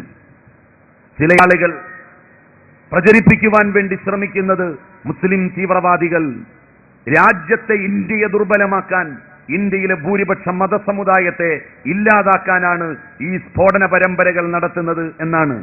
അതാണ് ഈ തീവ്രവാദികളുടെ ലക്ഷ്യമെങ്കിൽ പാകിസ്ഥാനിൽ അവരെന്തിനാണ് ബോംബ് സ്ഫോടനങ്ങൾ നടത്തുന്നത്? ഇറാഖിൽ അവരെന്തിനാണ് ബോംബ് സ്ഫോടനങ്ങൾ നടത്തുന്നത്? സൗദി അറേബ്യയിൽ അവരെന്തിനാണ് ബോംബ് സ്ഫോടനങ്ങൾ നടത്തുന്നത്? അഫ്ഗാനിസ്ഥാനിൽ അവരെന്തിനാണ് ബോംബ് സ്ഫോടനങ്ങൾ നടത്തുന്നത്? തീവ്രവാദികൾക്ക് ഇന്ന മതക്കാരുടെ ജഡം എന്ന യാതൊരു നിർബന്ധവും ഇല്ല. അവർക്ക് വേണ്ടത് മനുഷ്യരുടെ കബന്ധങ്ങളാണ്. അവർ ഏത് മതവിഭാഗക്കാരാകട്ടെ, ഏത് രാജ്യക്കാരാവട്ടെ. ആയിരക്കണക്കിന് ആളുകൾ വെള്ളിയാഴ്ച ജുമാക്ക് വേണ്ടി പ്രാർത്ഥനാ നിർഭരമായ മനസ്സോടെ പള്ളിയിൽ ഒത്തുകൂടിയപ്പോഴല്ലേ പാകിസ്ഥാനിൽ ബോംബ് പൊട്ടിയത്? 500ഓളം ആളുകളല്ലേ ആ ബോംബ് സ്ഫോടനത്തിൽ മരണപ്പെട്ടത്? ഇന്ത്യയെ ദുർബലമാക്കാനും ഇന്ത്യയിലെ ഹൈന്ദവ സമുദായത്തെ ഇല്ലാതാക്കാനുമാണ് മുസ്ലിം തീവ്രവാദികൾ ശ്രമിക്കുന്നത് എന്ന് പ്രചരിപ്പിക്കുന്നവരോട് ഒരേ ഒരു ചോദ്യമേ ചോദിക്കാനുള്ളൂ. എങ്കിൽ ഹൈദരാബാദിലെ മക്കാ മസ്ജിദിൽ എന്തിനവർ ബോംബ് വെച്ചു? ഞാൻ നേരത്തെ സൂചിപ്പിച്ചില്ലേ, തീവ്രവാദികൾക്കും ഭീകരവാദികൾക്കും ആവശ്യം മനുഷ്യരുടെ കബന്ധങ്ങളാണ്, മനുഷ്യരുടെ ഡെഡ് ബോഡികളാണ് ആവശ്യം അവർക്ക്. അല്ലാതെ ഇന്ന മതക്കാരുടെ ഡെഡ് ബോഡികൾ, മൃതദേഹങ്ങൾ എന്ന യാതൊരു നിഷ്കർഷതയും നിബന്ധനയും അവരെ സംബന്ധിച്ചിടത്തോളം ഇല്ല. അത് മനസ്സിലാക്കുവാൻ നമുക്കാവണം, നമുക്ക് കഴിയണം. നമ്മിൽ നിന്ന് വിലക്കെടുക്കപ്പെടുന്ന ചെറുപ്പക്കാർ എങ്ങനെ വിലക്കെടുക്കപ്പെടുന്നു എന്നാലോചിക്കണം. മർക്കസിന്റെ സമ്മേളനത്തിന്റെ പ്രചരണ പരിപാടിയുടെ ഭാഗമായിട്ടാണ് ഈ സമ്മേളനം സംഘടിപ്പിക്കപ്പെട്ടിരിക്കുന്നത്. എന്റെ പ്രിയപ്പെട്ട അനുജ സഹോദരന്മാരോട്, എന്റെ ബഹുമാന്യരായിട്ടുള്ള പണ്ഡിത ശ്രേഷ്ഠന്മാരോട് ഒരു കാര്യം വളരെ വിനയാന്വിതമായി ഓർമ്മപ്പെടുത്തുവാൻ ഞാൻ ഈ വിലപ്പെട്ട സമയം ഉപയോഗപ്പെടുത്തുകയാണ്. എവിടെയോ ചില താളപ്പിഴവുകൾ സംഭവിക്കുന്നു. മുസ്ലിം സമൂഹത്തിന് വിലക്കെടുക്കപ്പെടുന്ന ചെറുപ്പക്കാരെ പ്രദാനം ചെയ്യുന്ന ചില കേന്ദ്രങ്ങളുടെ ആവിർഭാവം ഉണ്ടായിരിക്കുന്നു എന്ന് സമ്മതിക്കേണ്ടതായിട്ട് വരുന്നു. ഊഹക്കച്ചവടക്കാർ, ഹുണ്ടി കച്ചവടം നടത്തുന്നവർ, അഥവാ കുഴൽപ്പണ ബിസിനസ്സുകാർ അവരുടെ ഏജന്റുമാരായി നമ്മളുടെ കുട്ടികളെ ആദ്യം വിലക്കെടുക്കുന്നു. ആ കുട്ടികളെയാണ് പിന്നീട് മയക്കുമരുന്നിന്റെ കാരിയർമാരായി ഉപയോഗപ്പെടുത്തുന്നത്. അവരെയാണ്, അത്തരം ക്രിമിനൽ പശ്ചാത്തലമുള്ളവരെയാണ് സാമ്രാജ്യത്വത്തിന്റെ കുഴലൂത്തുകാർ വിലക്കെടുത്തുകൊണ്ട് രാജ്യദ്രോഹ പ്രവർത്തനങ്ങളിൽ ഏർപ്പെടാൻ വേണ്ടി നിയോഗിച്ചുകൊണ്ടിരിക്കുന്നത്. മുസ്ലിം സമൂഹത്തിന്റെ യശസ്സിന് അതേൽപ്പിച്ച കളങ്കം ഒരിക്കലും മായ്ച്ചു കളയാൻ സാധിക്കാത്തതാണ്. സാമ്രാജ്യത്വ വിരുദ്ധ പോരാട്ടങ്ങൾക്ക് വേദിയാവുകയും രാജ്യസ്നേഹത്താൽ വജ്രംഭിതമായി ആയിരക്കണക്കിന് രക്തസാക്ഷികൾ ബ്രിട്ടീഷുകാരന്റെ തീതുപ്പുന്ന തോക്കിന് മുമ്പിൽ വിരിമാറ് കാണിച്ച് വീരമൃത്യു വരിക്കുകയും ചെയ്ത ഒരു പാരമ്പര്യം എവിടെയാണോ നിലകൊള്ളുന്നത്, ആ പാരമ്പര്യത്തിന്റെ ഭൂമിയിൽ നിന്നാണ് കശ്മീരിലേക്ക് ഒരു ചെറുപ്പക്കാരനെ, 2 ചെറുപ്പക്കാരനെ, അല്ലെങ്കിൽ ഒരു കൂട്ടം ചെറുപ്പക്കാരെ കൊണ്ടുപോകാൻ നമ്മളുടെ ശത്രുക്കൾക്ക് കഴിഞ്ഞിരിക്കുന്നത്. മഹല്ല് കമ്മിറ്റികൾ ജാഗരൂകമായി പ്രവർത്തിക്കണം. മതസംഘടനകൾ വളരെ ശക്തമായ നിലപാടുകൾ എടുക്കണം. എന്നിട്ട് ഇസ്ലാമിക സമൂഹത്തിന്റെ അന്തസ്സത്തക്ക് ചേരാത്ത പ്രവർത്തനങ്ങൾ വികാരങ്ങളിൽ വ്യാപൃതരാകുന്നവരെ ആ വഴിയിൽ നിന്ന് ശരിയുടെ പന്ഥാവിലേക്ക് തിരിച്ചു കൊണ്ടുവരാൻ വേണ്ടി ശ്രമിക്കണം. ഈ നാട് ഒരിക്കലും അപമാനപ്പെടുത്തപ്പെടാനോ ഈ രാജ്യം അപകടപ്പെടുത്തപ്പെടാനോ പാടില്ല. അതിന്റെ എല്ലാ തിക്താനുഭവങ്ങളും നമ്മൾ ഓരോരുത്തരുമാകും അനുഭവിക്കേണ്ടി വരിക, പേറേണ്ടി വരിക എന്നുള്ള സത്യം ആർക്കാണ് നിഷേധിക്കാൻ വേണ്ടി സാധിക്കുക? ഈ രാജ്യം മതമൈത്രിക്ക് പേരുകേട്ട രാജ്യമാണ്, മതസൗഹാർദ്ദത്തിന് പേരുകേട്ട രാജ്യമാണ്. 800 കൊല്ലക്കാലം മഹാഭൂരിപക്ഷം ഹൈന്ദവ വിശ്വാസികളുള്ള ഒരു നാട് മുസ്ലിം ചക്രവർത്തിമാർക്ക് ഭരിക്കാനായത് അവരുടെ സൈനിക പിൻബലം കൊണ്ടല്ല, അവരുടെ ആയുധങ്ങളുടെ കെട്ടുറപ്പിന്റെ പിൻബലത്തിലും അല്ല. ഈ രാജ്യത്തിലെ ഭൂരിപക്ഷ മതസമുദായവുമായി അത്രമാത്രം ആത്മാർത്ഥമായി ഇഴകിച്ചേർന്നതുകൊണ്ടാണ് അവർക്ക് 800 കൊല്ലക്കാലം ഇന്ത്യ ഭരിക്കാൻ വേണ്ടി കഴിഞ്ഞത്. ലോകത്തിന്റെ മറ്റൊരു ചരിത്രത്തിലും ഇങ്ങനെ മറ്റു മതവിശ്വാസികൾക്ക് ഭൂരിപക്ഷമുള്ള ഒരു രാജ്യത്ത് വേറെ ഒരു മതവിശ്വാസ വിഭാഗം ഭരണം നടത്തിയതിന് തെളിവുകളില്ല. അത്രമാത്രം വിശാലമാണ് നമ്മുടെ രാജ്യത്തിന്റെ മനസ്സ്. ഈ നാടിന്റെ ഹൃദയം അത്രമാത്രം വിശാലമാണ്. ഇസ്ലാമിനെ ഇരുകൈകളും നീട്ടി സ്വീകരിച്ച ഇന്ത്യ, ക്രിസ്തുമതത്തെ നെഞ്ചോട് അടുക്കിപ്പിടിച്ച ഇന്ത്യ, വിവിധങ്ങളായിട്ടുള്ള മതദർശനങ്ങളെയും സാംസ്കാരിക ധാരകളെയും ഉൾക്കൊണ്ടുകൊണ്ട് മുന്നോട്ടുപോയ ഇന്ത്യ, ആ ഇന്ത്യയുടെ പൈതൃകത്തിൽ നിന്ന് ഈ രാജ്യത്തെ പിറകോട്ടടിക്കാൻ വേണ്ടി, ഈ രാജ്യത്തെ വ്യതിചലിപ്പിക്കുവാൻ വേണ്ടി മതാന്ധതയുടെ ശക്തികൾ ശ്രമിക്കുന്നു. ആരൊക്കെയുണ്ട് അക്കൂട്ടത്തിൽ? സൈനികർക്ക് പോലും പങ്കുണ്ടത്രേ ഇന്ത്യയിൽ നടന്ന കലാപങ്ങളിൽ. അതിനുവേണ്ടി നേതൃത്വം നൽകിയവർക്ക് പരിശീലനം നൽകുന്നതിൽ. എന്തുകൊണ്ടാണ് മലാഗേവിൽ കുറച്ചാളുകൾ മാത്രം മരണപ്പെട്ടത് എന്ന് ചോദിച്ചത് ഈ രാജ്യത്തിന്റെ ഒരു സൈനികോദ്യോഗസ്ഥനാണ്. ഈ രാജ്യത്ത് എന്തും നടക്കും എന്നുള്ളതിന്റെ തെളിവല്ലേ ഇത്? ക്ഷേത്രങ്ങൾ ആക്രമിക്കപ്പെട്ടു തുടങ്ങിയത് ഇന്ത്യയിൽ 90-കൾക്ക് ശേഷമാണ്. ഗുജറാത്തിൽ തെരഞ്ഞെടുപ്പ് നടക്കുന്ന സന്ദർഭത്തിൽ നരേന്ദ്രമോദി അവിടെ ഒരു തെരഞ്ഞെടുപ്പിന്റെ പരാജയ ഭീഷണിയെ അഭിമുഖീകരിക്കുന്നു എന്ന് പത്രക്കാർ രാജ്യത്തോട് വെളിപ്പെടുത്തിയ ഘട്ടത്തിലാണ് അക്ഷർധാം ക്ഷേത്രം ആക്രമിക്കപ്പെട്ടത്. മുസ്ലിം തീവ്രവാദികൾക്ക് ക്ഷേത്രങ്ങൾ ആക്രമിക്കണമെങ്കിൽ എത്രയോ നിരവധി ക്ഷേത്രങ്ങൾ പാകിസ്ഥാനിലുണ്ടല്ലോ, എത്രയോ ക്ഷേത്രങ്ങൾ ബംഗ്ലാദേശിലുണ്ടല്ലോ. എന്തേ പാകിസ്ഥാനിലെ ക്ഷേത്രങ്ങൾ ആക്രമിക്കാൻ മുസ്ലിം തീവ്രവാദികൾ മെനക്കെട്ടില്ല? എന്തേ ബംഗ്ലാദേശിലെ ക്ഷേത്രങ്ങൾ ആക്രമിക്കാൻ മുസ്ലിം ഭീകരവാദികൾ മെനക്കെട്ടില്ല? ഇന്ത്യയിലേക്ക് അവർ കടന്നു വന്നത് എന്തിനാണ്? ഉദ്ദേശം വ്യക്തമാണ്. ഇന്ത്യയിലെ 2 പ്രബല മത സമുദായങ്ങളെ ഒരിക്കലും വിശ്വസിക്കാത്തവരാക്കി മാറ്റുക. അങ്ങനെ സാമ്രാജ്യത്വത്തിന്റെ കുഴലൂത്തുകാർക്ക് അവരുടെ അജണ്ട നടപ്പിലാക്കാനുള്ള സാഹചര്യങ്ങളും സമ്മർദ്ദങ്ങളും സന്ദർഭങ്ങളും ഒരുക്കി കൊടുക്കുക. അതാണ് ഇന്ത്യയിൽ നടന്നുകൊണ്ടിരിക്കുന്നത്. അതിനെതിരായിട്ടുള്ള പോരാട്ടമാണ് ഈ രാജ്യത്ത് മുസ്ലിം പണ്ഡിതന്മാർക്ക് നിർവഹിക്കാനുള്ളത്. സാമ്രാജ്യത്തെ അംഗീകരിച്ചുകൊണ്ട് ഒരിക്കലും നമുക്ക് ഈ ഭീകരവാദത്തെ എതിർക്കാനാവില്ല. സാമ്രാജ്യത്വത്തെ എതിർത്തുകൊണ്ടേ ഈ ഭീകരവാദത്തിനും ഈ മതാന്ധതയ്ക്കുമെതിരായ നിലപാടുകൾ സ്വീകരിക്കാൻ നമുക്ക് കഴിയൂ, നമുക്ക് സാധിക്കൂ. നാം സാമ്രാജ്യത്വ വിരോധികളാണ്.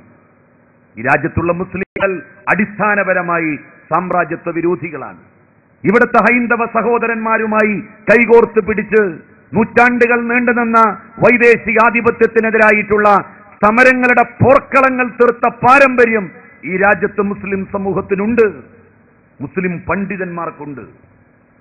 1857 ഒന്നാം സ്വാതന്ത്ര്യ സമരം കൊടുമ്പിരി കൊള്ളുമ്പോ ഫൈസാബാദിൽ അതിന് നേതൃത്വം നൽകിയത് മൗലവി അഹമ്മദുള്ള എന്ന് പറയുന്ന മുസ്ലിം പണ്ഡിതനായിരുന്നു.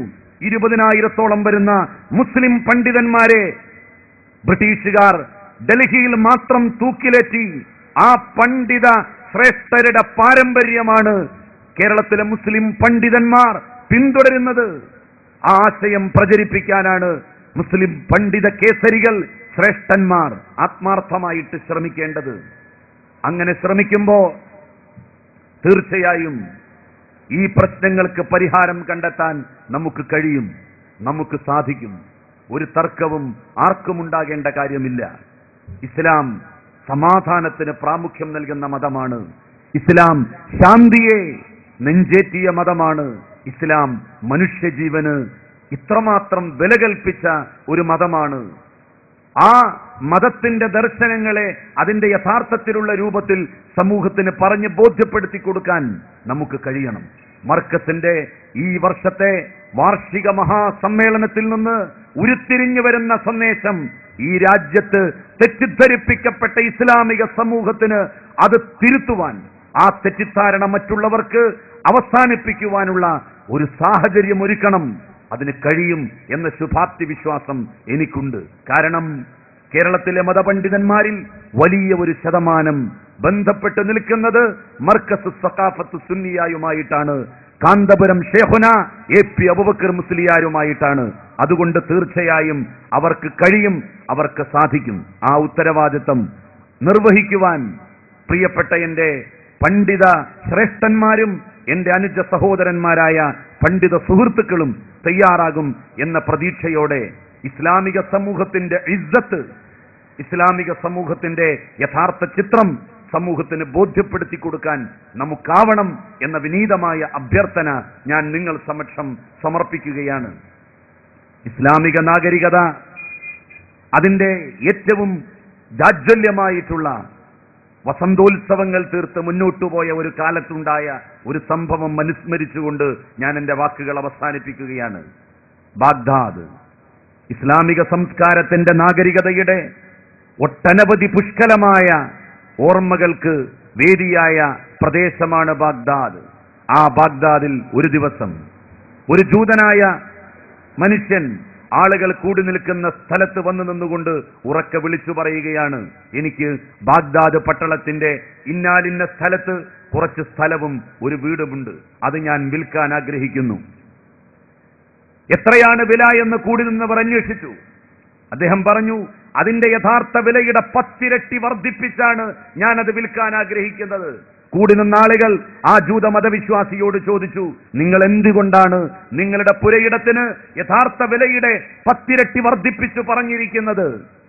അതിന് അദ്ദേഹം നൽകിയ മറുപടി, എന്റെ വീടിന്റെ ചുറ്റും താമസിക്കുന്നത് ഒരുപറ്റം മുസ്ലിങ്ങളാണ്. നിങ്ങൾക്ക് നിങ്ങളുടെ കുടുംബത്തെ അവിടെയാക്കി ലോകത്തിന്റെ ഏത് ദിക്കിലും എത്ര വർഷവും സഞ്ചരിച്ച് തിരിച്ചു വരാം. അങ്ങനെ തിരിച്ചു വന്നാലും നിങ്ങളുടെ കുടുംബവും നിങ്ങളുടെ സമ്പത്തും അവിടെ സുരക്ഷിതമായിട്ടുണ്ടാകും. ഇസ്ലാമിക നാഗരികത പൂത്തുലഞ്ഞ ഒരു കാലത്ത് അന്യമത സമുദായക്കാർക്ക് നമ്മെക്കുറിച്ച് പറയാൻ സാധിച്ച വാക്കുകളാണത്.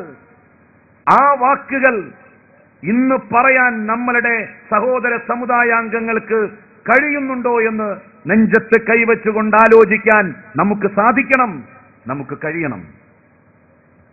നമ്മളെക്കുറിച്ച് അങ്ങനെ പറയാൻ കഴിയുന്ന ഒരു കാലം ഉണ്ടാകുമെന്ന പ്രതീക്ഷ കൈവിടാനാവില്ല. തീർച്ചയായും ഉണ്ടാകും.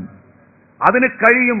ഇസ്ലാമിക സമാജത്തിനും ഇസ്ലാമിക സമൂഹത്തിനും മുസ്ലിം പണ്ഡിതന്മാർക്കും സാധിക്കും. അതിന് രാഷ്ട്രീയ പ്രവർത്തകർക്കും പൊതുപ്രവർത്തകർ സാധിക്കും. അതിന് സത്യസന്ധവും ആത്മാർത്ഥവുമായിട്ടുള്ള നിലപാടുകളാണ് നമുക്ക് ആവശ്യം. അത്തരത്തിലുള്ള നിലപാടുകൾ എടുത്ത് മുന്നോട്ട് പോകാൻ ഈ പ്രചരണ സമ്മേളനവും, ഈ പ്രചരണം ഏതൊന്നിന്റെ വിളംബരം നിർവഹിക്കുവാനാണോ നടത്തുന്നത്, ആ വിളംബര മഹാസമ്മേളനത്തിനും അതിന് കഴിയുമാറാകട്ടെ എന്ന പ്രാർത്ഥനയോടെ, ആഗ്രഹത്തോടെ, അഭിലാഷത്തോടെ ജഗന്നിയന്താവായ നാഥന്റെ നാമത്തിൽ ബിസ്മില്ലാഹിർ റഹ്മാനിർ റഹീം എന്നുച്ചരിച്ച് ഈ പ്രചരണ പരിപാടി, ഈ പ്രചരണ സമ്മേളനം ഔപചാരികമായി ഉദ്ഘാടനം ചെയ്തതായി അറിയിച്ചുകൊണ്ട് ഞാൻ എന്റെ വാക്കുകൾക്ക് വിരാമമിടുന്നു. വാഖിറു ദഅവാന അനിൽ ഹംദുലില്ലാഹി റബ്ബിൽ ആലമീൻ. അസ്സലാമു അലൈക്കും.